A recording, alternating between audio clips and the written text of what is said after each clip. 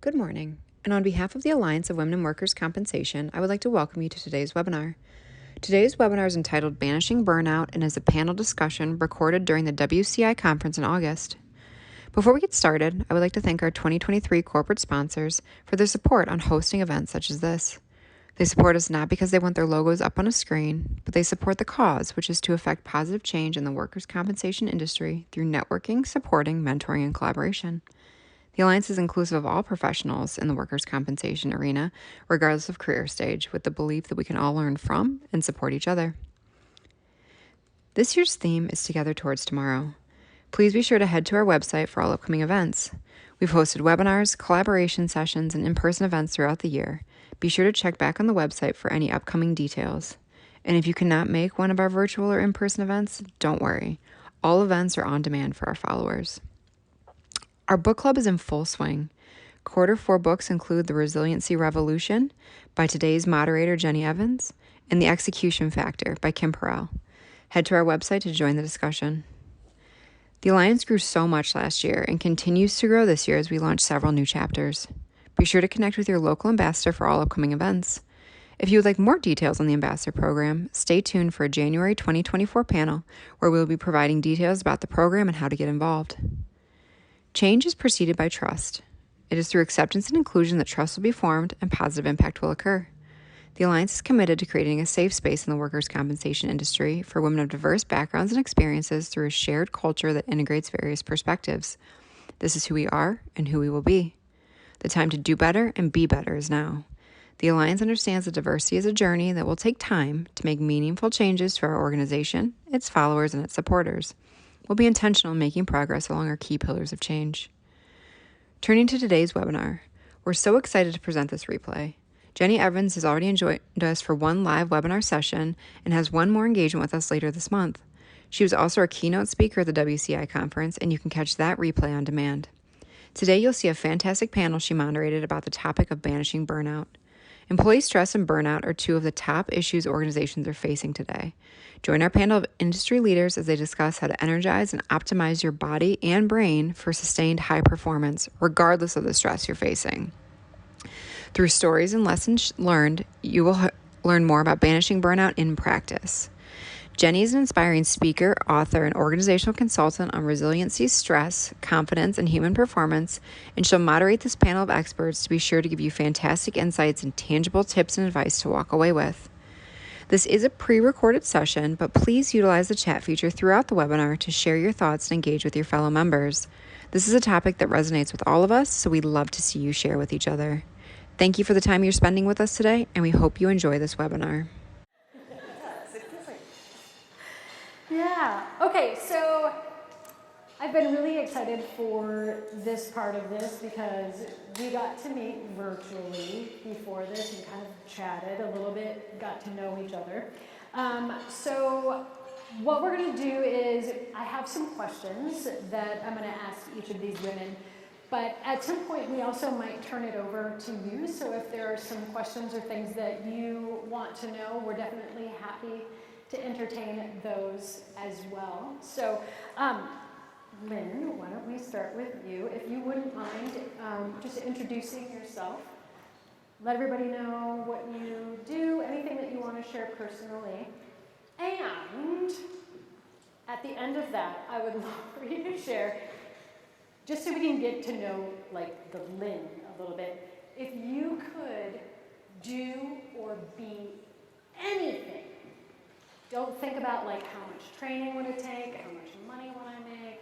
Just literally if you could do or be anything, what would you choose? This is very authentic because we didn't talk about it. I know, surprise! And I'm not one to talk about myself, so here we go. Well, first of all, this is wonderful to be here. I'm really glad to be among some really wonderful women leaders, and your amazing session has just given me a lot of learning. But anyway, I'm Lynn Tacker, and I am a partner at Mercer, which is a sister company of Marsh McLennan, one of the largest consulting firms in the world, risk management companies in the world.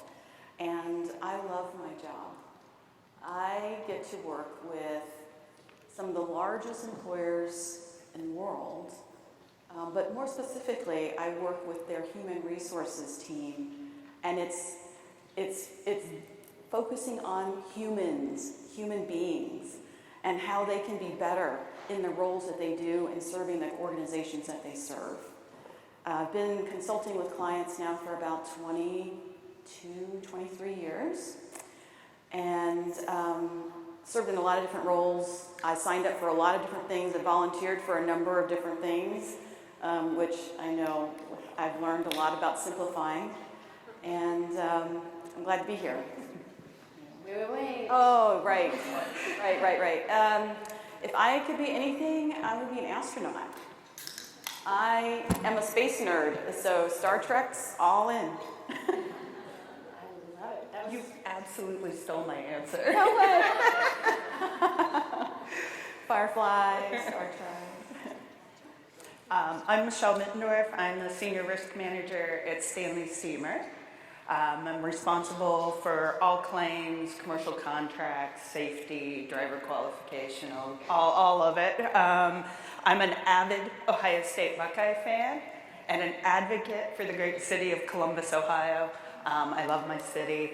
And I was going to say I'd be an astronaut, but I'll go. You can still have But it. maybe like a brain surgeon to like really be somebody who is, save lives and all of that. Very cool. Love it. It's nice. Yeah, you know. Giving back. Mine doesn't give back as much. Jeannine Foster, responsible for Optum's workers' comp division, and been in this industry for over 20 years and served in various different capacities, both public and private. What came to mind immediately is something I want to spend more time doing. I would be a chef. And so that's not giving back in the same way that you all would, but I like to cook and I don't do it as much as I would like, so maybe some formal training. Anytime somebody's like, I'd like to be a chef, and I'm like, and then we should be friends. Yes. Okay, awesome. So, Lynn, you mentioned you've kind of like had different roles, tried all different kinds of things. What would you say your sources of stress were 10 years ago versus what you feel like are sources of stress now? So 10 years ago, probably even more like just last year, as cool as that, I think it was, like, I was worried about what people thought about me quite a bit, and whether or not I was dressed appropriately, whether or not I was working hard enough to earn the promotion that I wanted to get, whether or not I was earning or working hard enough to even make the money that I was deserving to get. And I always felt guilty that there were others that were able to make less than me, but maybe they were working harder than me, I felt. So there was a lot of this, like, am I doing everything the right way? And this persona of who I should be, as well as taking care of my family. And, I mean, even the littlest things, like, it was so stressful for me to figure out what to order for wine at a client dinner. I don't know if anybody's had to order wine for a client dinner, and you're at a client dinner and it's like, oh my gosh, I got to figure out a $200 bottle of wine. What do I pick? So that was really hard for me, even as far as last year. But what I really focus on now is really I've reprioritized and have simplified and tried to focus more on my family, and that's what gives me energy. Could you say more about how did you make that shift of maybe caring less what other people thought of you, or just not giving that your energy? Because I mean, when you talk about all the things that we're always thinking about what other people might be thinking of, like, man, that's a lot of energy and distraction, and if we could use that energy for things that we actually need to be productive. So how did you stop that? How did you minimize that?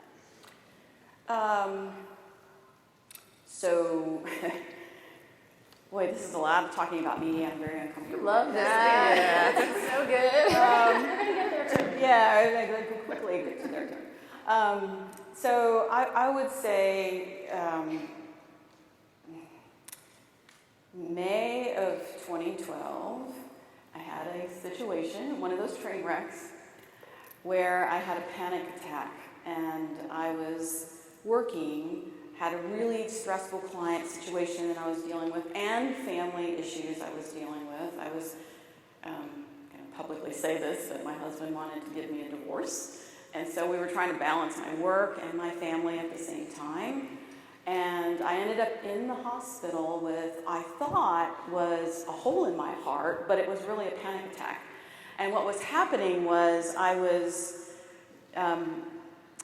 drinking tons of coffee. I was a Java junkie, so I was drinking tons of coffee, and literally, a pot of coffee before I went to work, and then on my way to work, I would get another venti at Starbucks, and then at 3 o'clock in the afternoon, I was also on another coffee break, just to try to keep my energy going to be able to serve both areas of importance in my life at the time. And when I had this $5,000 panic attack hospital bill, I realized there is no way I'm ever going to spend that much money when it's a lifestyle choice for me. So I decided that I needed to figure out what was going to be a priority, and I really had to journal and write down what was really important for me. And my daughter at the time was, I think she was like 11 or 12 years old, and she also had medical complications. So I wanted to be there for her in her future. And it took a lot for me to think through how to reprioritize. I even had to think about stepping back a little bit in my career, slowing down, not raising my hand as much to ask for things. And it really works out in terms of, when people start to realize their importance and what you contribute to the organization, they will find ways to make your role and your contributions work for you.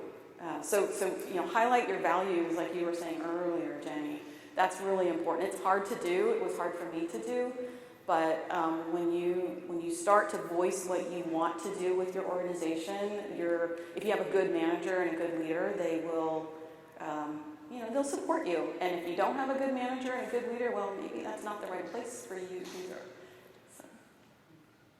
Thank you for sharing that. I mean, I don't know, there's times when we have stress, and then there's times where we have stress, and it's a lot. But I'm happy to hear it helped you to really get clear. And, was the hospital the spa time you thought it was? Oh, yeah, no. It was one of those things where I was like, hey, I didn't have to go to it. I was actually having to do a speaking event the next day, and I was like, well. There's a lot of services you can get for $5,000 that you don't have to go to the hospital. Yeah. Okay, Michelle. We only have so much energy to give. And, being strategic about what we say yes to, what we say no to. Will you talk a little bit about the boundaries that you have, in your professional life, or your personal life? Do you have a system that you use when you're figuring out where do I give my time and energy? Where do I draw the line? Yeah. So I would say probably maybe about 11 or 12 years ago, I was driving home from work at 7:45, 7:50 at night. My mother calls me and says, hey, it's just your daddy and I calling to check to see how your day is and what you're doing. And I said to my parents, who I adore, it's 7:45 at night. What do you think I'm doing? I'm driving home from work. And I said, I'll call you back when I get home. And I had, for those of us who grew up in the Oprah era, I had that aha moment. I felt as though someone physically hit me on the back of the head and said, what are you doing with your life? These people mean the world to you, and you have let your work consume my identity. And so from that moment on, I gave myself the right to say no to things, to not be the person who's always in the office, the last one. I'll do that. I'll take care of that. And so I just learned and gave myself the right to just say, no, I can't. Nope, I'm not going to. And so for me, it's changed how I look at things, because I think as women, we always are, I can do it, I can do that, I can do that, I don't need help, I'll do it, I'll do it, I'll do it. And it's okay to say no. I mean, it's interesting, it's like how often we need to have these aha moments. You're like, okay, I'm listening, I'm paying attention. I think intellectually, like, we all understand, like, boundaries, we should all have them, but then we're like, oh, are people going to get mad? What are they going to do? Will you talk a little bit about, like, when you did start to implement boundaries, like, what were other people's reactions? Was it as bad as you thought, easier? It was easy. It was my own fear and thoughts and pressure that I put on myself and what those relationships meant. You know, you think, oh, I can't go to dinner with this friend. If I miss this dinner, then maybe they're not going to think I'm a good friend and I'm going to lose that person. But then you'd be at dinner and your mind's working on everything else and you're really not present for that person. So you're really doing them a disservice. And so it was my own fears about those relationships, and the other individuals were fine. Like it was me who was holding that up, if that makes sense to everyone. I think that's really important. Thanks for sharing that. And piggyback on that a little bit, the space that you talked about earlier, Jenny, I think plays a role in that as well. So you're also, I can speak for myself, feel like you want you don't want to let people down. You want to meet expectations, and you think that they want that help or need that help. So to allow that space for that growth is sometimes hard for the type A controlling leaders in the group, right? So I know that's like one of the things. I think I'm doing a service, but it's actually a disservice because it's using all that energy, right, to do something that somebody might not even be asking for, but I perceive you need that, right? This is good for you. I'm helping you, but maybe I'm hurting myself and not helping them grow, because that space, that line is hard, especially for a lot of leaders, I think. Yeah, it's the expectations we put on ourselves, that the accountability we put on ourselves, like we're sometimes our own worst enemy. Sure. I think the assumptions that we're making about what other people are, That's right. They're not always correct. That's not fair. And a lot of times they're like really incorrect. Right. And then when 'cause you're off it's your mark, own- it's like, it's your own I need to be thoughts. on point. All right, so speaking of like boundaries and like, how do you integrate like all aspects of your life in a way that feels successful to you? What's something that you've learned that you wish you would have learned sooner? I mean, I hate saying like, I wish it, because we're just... Before a train wreck happens? Yeah, before the train wreck happens. Meet you, but now, trains have wrecked. Just that license and permission to say no, that constant, you want to raise your hand, you want to be helpful, and I think it comes from a good place, and I think women and men, but I think a lot of women have a tendency to just do that. I can do this, I'm capable. Well, that's great, you're capable, so are other people, right? And so it's not even just about basic, I think, delegation, so it's not like, oh, to go do this, because for me personally, it feels like, oh, I'm just shrugging the work, and I'm a little grittier, so it's like, I can do it. I don't want to put it on someone else's lap. But again, it's back to that, what you spoke about earlier relative to the space. That was eye-opening when you were speaking earlier around that's healthy, right? But it feels uncomfortable for the person maybe allowing that space. So getting more comfortable with that is important, and it's a journey. So haven't figured it out, but working on it. I was just going to ask you, like, how does that show up? I mean, can you give us an example of where you're like, yes, I could do that, but I'm not going to? Of something that I've said no, or what do you mean? Yeah, or just, when you think about, like, having this realization that just because I can do it all doesn't mean that I should. And actually, it is a disservice to other people. I mean, so are there anything that you've done personally or professionally where that's been your, and then you're like, no, I'm gonna pull back and I'm just gonna You could see assumptions, because I personally get energy from other people's growth, so that's rewarding to me when people do. But I listen differently of what is it that you want, because not everybody wants to be a leader, not everybody wants to get the promotion, not everybody, and that's okay, right? We all need to serve in different roles and capacities, but really listening to what that person wants, and they might not know, so it might just be having that dialogue around, let's figure out what is success for you, what brings value to your life, where are you in your life, do you have the time to put in this right now? You do, great, let's figure out the path there. You don't, you have all these personal things going on, let's just put it in the back seat for a minute, right? And we're not going to forget that you want to grow, you want to do those things. It just might not be the right time for you. So really listening to where people are in their life is something that I think I do, but there's always more opportunities to really, truly listen, I think. Yeah. Well, I think you bring up a good point, too, about the assumptions that we're making, of, asking good questions to really find out the information, and then the good listening to follow. Lynn, on our call, when we were kind of getting to know each other, you mentioned something that your dad used to do with you on a regular basis that I just loved, and I was hoping that you wouldn't mind sharing it with everybody here. Yeah, sure. So, thank you for asking. My father, he is now passed away, but we used to high-five my failures all the time. I would come home from school and I would be horrible at playing softball, and I'd be so upset about it, and he'd be like, okay, what'd you fail at today? And I'd be like, oh, I really sucked at softball. And, I'll come home and I'll talk about how I didn't do well in music or choir or whatever, and he's like, that's okay. Do as many things as you can do. I want you to have more experiences in life. And that means you're going to be more often failing than being successful, because at some point you're going to find where you're going to be successful.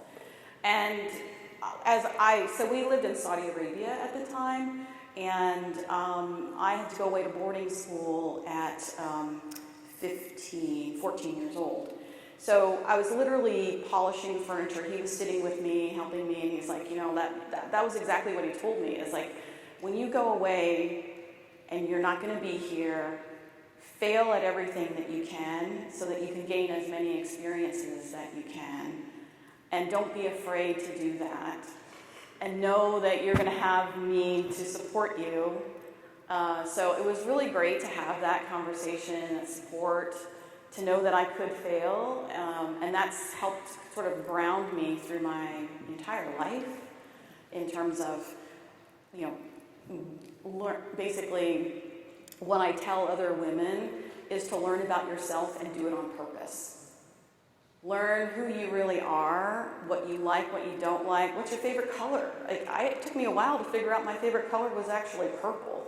And what's wrong with purple? I mean, I love purple. I didn't even know it. I was like blue, red, whatever day of the week, a flavor of the month. But it took me a long time to do that, and I'm glad my father really helped me learn at a very young age how to fail.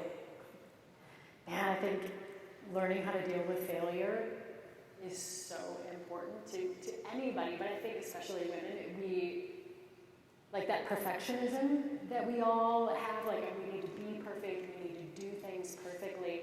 And ironically, your dad teaching you to embrace failure, in a way, made you more confident. And when you think about, confidence comes from being successful and being good at a lot of different things, but sort of your confidence almost came from understanding, dude, just try it. Who cares? And I'm going to learn, I'm going to grow. And now I'm seeing, too, when you talk about, all these different jobs that you've had and all these experiences, because you're not afraid of failing. It's a learning opportunity. Just put yourself out there. Yep. Yeah, absolutely. But I don't always think of myself as being confident. So I'm up here today, and I forgot to do pedicures for my toenails. So all of a sudden I'm in open-toed shoes, and I'm like, okay, everybody's looking at my toes right now. So Now they are. I just brought the energy here. So, Michelle, you work for a family-owned company. Yes.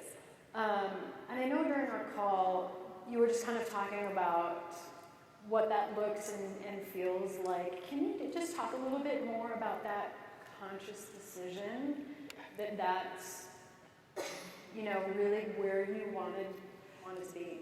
Yeah, so, and you think about it, most everyone in this room, that deals with workers' compensation in some way or form, or our risk managers, we're dealing with problems all day long. That's what we are. We are problem solvers. Something's gone wrong. How do you get them back to work, or how do you fix the situation? And it was a conscious decision to work somewhere that was family-owned, that the environment in our office is incredible. We were actually an organization when, as soon as you could go back to the office, there was a group of people who couldn't wait to get into the office, because from the top of the organization down, they genuinely care about the employees. Our CEO and president said during COVID, he said, I don't care about their time, how much you're in the office. If anyone just wants to come in for an hour and just to see people, and then they can drive home. And so we were in and out of the office, and there wasn't any managers talking about drive time and lost per day, those kind of things. It was about making sure everybody was happy, healthy. So yeah, it's great to work for an organization where the owners actually care about every employee. And so for me, listen, if I'm going to go to work, you can make a conscious decision to be at an organization that fulfills you. I think, Michelle, that's amazing that you have this support group, that you can have a family at work and a family at home that surrounds you. And it's one thing, like right now in my role as a consultant, as I talk to different employers, we have a chance to reimagine work. And I think with hybrid and the diversity needs in the marketplace, this is in our court, ladies. This is our time to reimagine how we want to work in the future. And so let's do it. I love it. It has. I was like, for a while there, it was like all the rules are gone. And yeah, it was very stressful, and there was a lot of unknown, but there was a beauty of this is our opportunity to start doing things differently. How do we want to do this? Not only just like how we do business, but how do we want it to feel while we're doing business? Like bringing the human back into work. And why are people going to want to come back in? If you can do your job at home, but it is that sense of community. It's a sense of community. Someone had asked me if I was hybrid, and I said, well, I'll work from home maybe 15 hours during the week, but that we're about 80% of our entire corporate office is back in every day. And there is just that, it's seeing people, it's the sense of community, it's the good mornings. Instead of me talking to my cat in my home office. So it's one of those things when you have that, and I guess for everyone out there, you can have it. I made that decision 11 or 12 years ago that I want to work somewhere where I'm happy. I'm happy at work, and it doesn't affect the people who mean the most to me in my life, which is my family. Awesome. Okay, Jeannine, big question. What experience has most prepared you for life?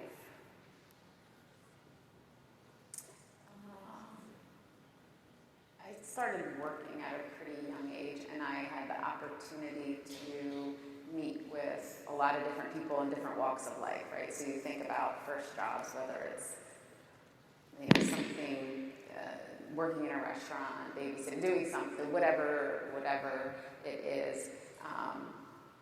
I got a lot of really good advice from people that I could just see in their eyes, like I had respect for them, the work that they did, and they took different paths in life, and they would encourage me to stay in school and stay focused on what I wanted to accomplish and not settle.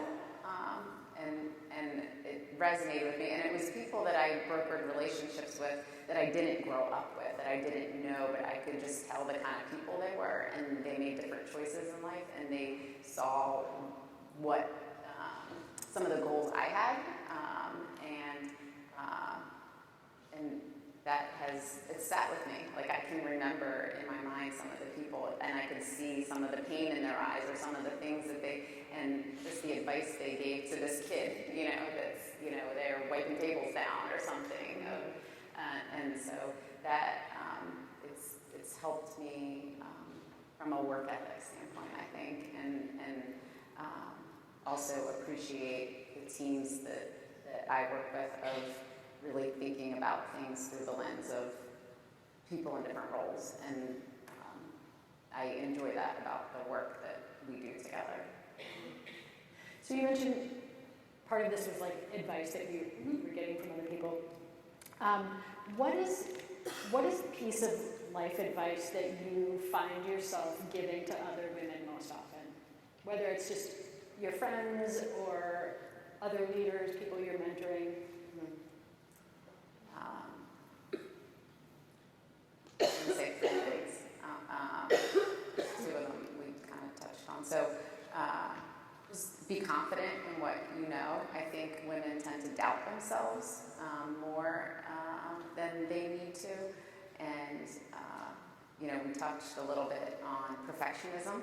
I was cringing as you were talking about the pillows and towels because they have to be a certain way, right? But they don't have to be, right? And to give yourself that grace. And I was talking to a friend this weekend about it that, was on a similar path as me this week, getting ready to leave on a work trip that had a bunch of stuff at home to do. And it's like, just let it go. Like, what is the problem it's going to be there, right? Like, you need to focus on the bigger things, right? But that's hard. That's hard to let that go.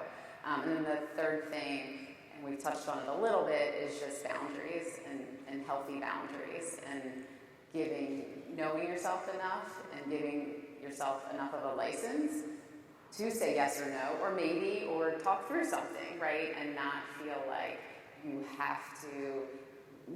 I actually had this discussion with my oldest daughter recently where, and it was genuine, and she's like, well, we don't expect that of you. And it's like, well, yes, you do. We have expectations of each other, right, in a relationship. And it's like, no, I really don't. Like, she was genuine, and I think she does because she should, right? I think that's just establishing that, both professionally and personally, I think, is important and I've learned that about myself along the way, and I have discussions with friends and colleagues about those types of things and how to do that and be confident in that. And you asked Michelle about her reaction and what she's gotten when she gave that. I've actually been more rewarded by sometimes saying no or talking through why someone actually needs something or wants something, which is strange, right? That's the opposite of what you would expect to happen. So I guess I would challenge us all to experiment with that. Don't say no to me. Say no to when somebody else asks you for something. but no, just to dabble with that and be okay with the failure. That's a good muscle to exercise, and be comfortable with that. It's kind of being comfortable in your own skin and even saying to yourself every once in a while, I am enough. I do enough. And I say every morning I make a list of things that I need to get done on that day, and then I'll go in That's a tough one, because I have friends that say that, advice, and I don't take it well. Like, I don't really hear what you're saying. Yeah, and so I go in and I make a list, and it can be even things I know I'm going to, for sure, are going to get done. But then at the end of the day, when you look at that list, when I leave the office, I'm like, okay, I am doing enough. I am getting this stuff done. And Towels are folded properly. Yeah. There aren't dishes in the sink. There aren't. And so sometimes when you make that list, it just reminds you how much you really are doing. And you're executing and getting done, and that it is enough. Because we do constantly just keep taking on, feeling like it's never enough. And really, when you look at it, you are enough. So More than enough. more than enough. You guys are more than enough. Are there any questions that you have in the audience? We've got people with microphones. Anything that you would love to know or are curious about? I think we have a hand right here.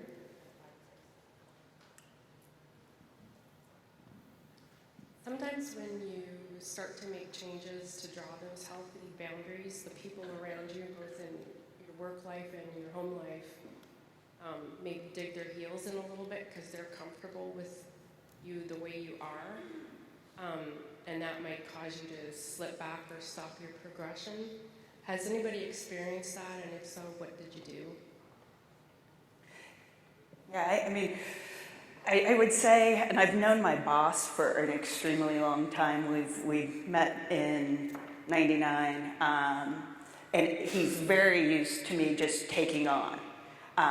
And he would be like, hey, I've got an errand to run. Can you make sure this gets done? And I have to every once in a while say to him, no, my personal time, and I've known him forever, so I can say it. I say, my personal time is just as valuable as yours. And it took a couple times, and because there was this relationship between he and I where I just did it. And then he just had to hear no a couple times, and he accepted it. But it is hard and it's tough, but you've got to make that commitment to yourself. At some point, you have to put yourself at a priority that you put other people. Because it used to be I would have this person, this person, this person, and I was down here. And now I've just moved my personal self up. So is that like a no, like a hard no, like I'm not going to do that, or like I'm not going to do that right now, or I'm going to teach you how to do it, or I'm going to... Yeah, it was, like, it's not, and listen, it's not, don't get me wrong, folks, I'm still a type A. I'm a type A, so I don't tell him no very often, but when I've got something else to do, and I've got a personal issue that I need to do after work, I have no issue saying, hey, I can't do that right now. And again, that boundary is your own. Like, I obviously do not say no a lot, but I have set that personal boundary for me. And I know it's tough. I wasn't exactly able to hear everything, but if I'm listening and understanding correctly, I think you're talking about transition and how do you transition from where you're at to something different. And I think from my experiences, what I've had to go through, and similar to Michelle and Jeannine, but this one is moving from buddy to boss. And when you have a friend and you're working together, and all of a sudden you're now promoted and you're above that person, and now you have to be in a transition mode to then delegate and ask them to do things that we were doing together. That was a challenging transition for me, and it took a good year, honestly, for me to be able to help this individual. I mean, because we spent time, dinners, and Thanksgiving. You don't want to have an argument during Thanksgiving over work, but and the reality of it, it's all about communication. And once I had to give this person their performance review, that's when it really sunk in about the roles and the buddy to boss transition occurred. And when I gave the performance review, I gave it in a coaching way rather than a friendship way. So that, and I would say, hey, I'm going to take my manager hat off. I'm going to let you know as a friend this is what you need to do, but I'm going to put my manager back on, and this is what you really need to do, so that they could start to see the difference. And then over time, literally, right now they're on my team. They work with me, and they see me as their boss now, as opposed to a friend. But we still hang out. We still do lunches and Thanksgiving everything else. But it is hard. It does take time. Forgive me, my voice is a little gone from this conference, but do you have any tips on the current staffing challenges we're all presented with, where it's hard to find and keep staff, and also this Zennial population where there may be some challenges in getting some of the younger generation who may be below us in terms of the hierarchy, being motivated to do some work, and as a result, the workload being pushed back upstream to those of us who already have a full plate.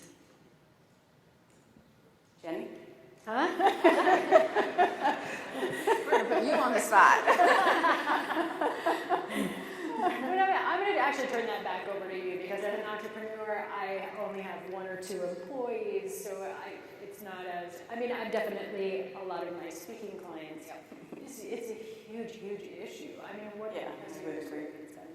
I think culture is huge, right? And the culture that you create, and we all probably work for different size companies, small and large, and private and public. And but even within whatever environment it is, the teams, the people, and there's people behind all of it, right? Whether it's 2 employees or 300,000 employees, and you know, the culture, I think, is number one. I agree.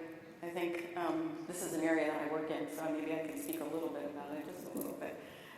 There is no silver bullet with regards to talent strategies, talent optimization at this point in time, because the work environment is changing.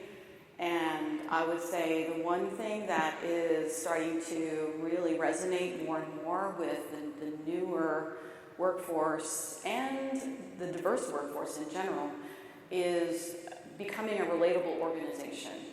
Taking a stand as a company and saying what you believe in, and sharing that with your employees and team members, creating a culture of caring and building upon incentives that allows the team members to have flexibility in their work life, because we're all dealing with, some parts of the country, social injustice, other parts of the country, there's, climate change. I mean, everybody's dealing with different things. Social, and there's economic issues that people are having to deal with. I, myself, one of my clients was talking to me about how they have shift workers, and their employee came to work at 8 o'clock, 9 o'clock at night, had to leave their 8-year-old son in the car because they had no child care. But they needed to work in order to make a living. So these are like all these things we think about as an employer of how can we help these individuals be better able to bring their best selves to work. And it does start with culture. Culture starts with leadership. And then pay and compensation and all those things do come into play. But another area to look at also is sourcing. Where are you getting your talent? And I am seeing more employers starting to look at different places to source their talent. So rather than temp agencies or other normal channels, you might want to look at, as an example, I have one that was looking at maybe a halfway house to see if there could be candidates that could come in and maybe help maybe just wash the dishes, in a retail industry, or be a busser, or other places like that. So think beyond where you're sourcing talent now, and see if there are partnerships that you can gain, to build up your diversity and build up the talent needs that you have. And then there's also performance management. So anyway, we can talk all day about that. I want to find Lynn after. I feel like we could talk all day. Unfortunately, that's about all the time that we have. But thank you so much for just talking about your own personal experiences and professional experiences. I think it's just really important, not just as women, but I think as human beings, to just know that, you're not alone. And what's most private is often most universal. It's like we've all been through a lot of the same things. Maybe the details are a little bit different, but the thoughts and emotions are very much the same. So thank you for all of your great advice. I'm sure it was really well received, so thank you. Thank you.